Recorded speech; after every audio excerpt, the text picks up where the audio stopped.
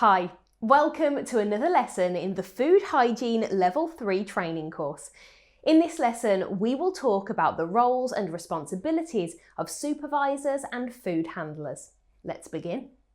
As you're working with food, you have both ethical and legal responsibilities towards the public. So, everyone involved with the preparation and serving of food needs to be fully acquainted with every aspect of food safety, be it managers, chefs, waiters, or supervisory staff in kitchens and food preparation areas. Supervisors in particular need to take extra care, as it's their responsibility to ensure that all legal standards are met and that the business's reputation for quality service and food is maintained to the highest possible standard. Let's first define who a supervisor is. A supervisor is someone who has primary authority over several employees.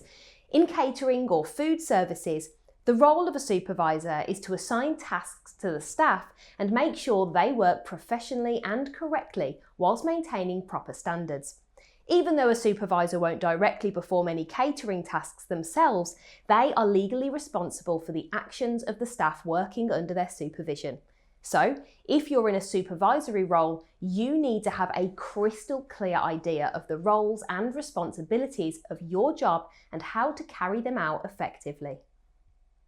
As a food safety supervisor, you will manage the overall food safety practices of a business, and you need to have an awareness of UK food legislation and standards, understand food safety principles, keep the food safety management system up to date, ensure food handlers work safely, be available to employees and management during reasonable hours, identify and prevent food safety hazards, and ensure all food handlers have good personal hygiene.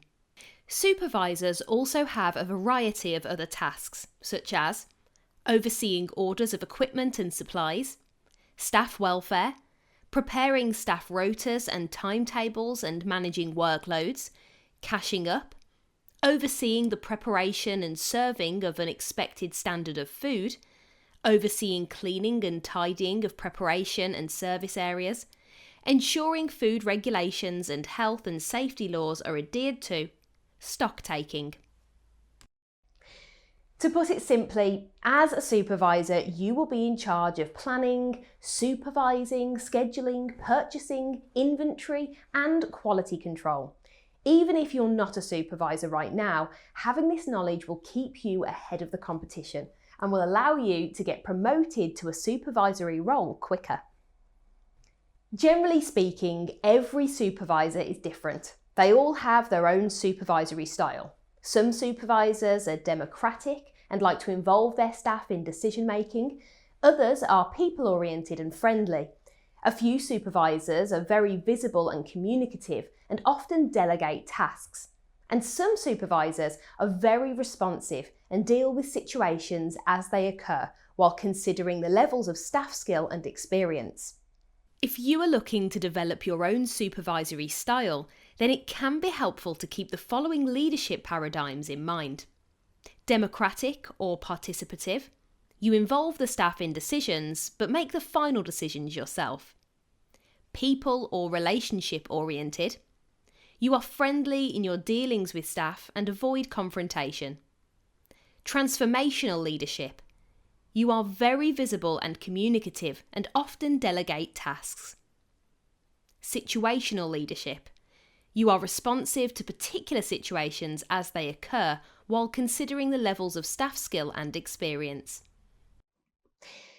But let's say you're not a supervisor. You just work at a restaurant as a food handler and you just want to learn your responsibilities so that you can do a good job.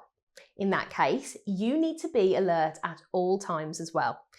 Because of all the hazards in a catering or similar food-oriented business, it is the food handlers that are potentially the biggest and most direct source of illness. Let us define who a food handler is so that you're crystal clear on what we're talking about. According to the Food and Agriculture Organisation, FAO, A food handler is anyone who handles packaged or unpackaged food directly, as well as the equipment and utensils used to prepare or serve food and surfaces that come into contact with food. As food handlers are so involved with the process of food preparation and delivery, they must observe the legal hygiene obligations of all food premises. Food handlers have 4 main responsibilities when working in the food business. 1. Keeping themselves and their work environments and areas clean at all times. 2. Reporting any damage or defects in the premises, such as cracked plaster or broken windows, without delay. 3. Knowing about food business pests and how to effectively control them. 4. Reporting any signs of pest infestation to their supervisor immediately. In your role as a food handler, you must be aware of the hazards that are inherent in preparing food. You must also understand how to use the correct legal controls whilst working with food and why they're important in keeping food safe and free from contamination. According to UK laws, food handlers must have a high standard of personal hygiene and wear appropriate protective clothing.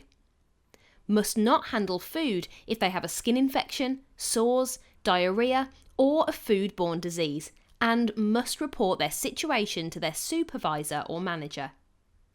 Have to be trained and instructed thoroughly in food safety and hygiene matters that are relevant to their work. Are obliged to follow and implement food hygiene laws and regulations in all their daily tasks. In this lesson, you have learned the roles and responsibilities of supervisors and food handlers. In the coming lessons, you will learn how you can carry out those responsibilities effectively, and you will learn about food safety laws and regulations in detail. So keep on watching, and we will see you in the next lesson.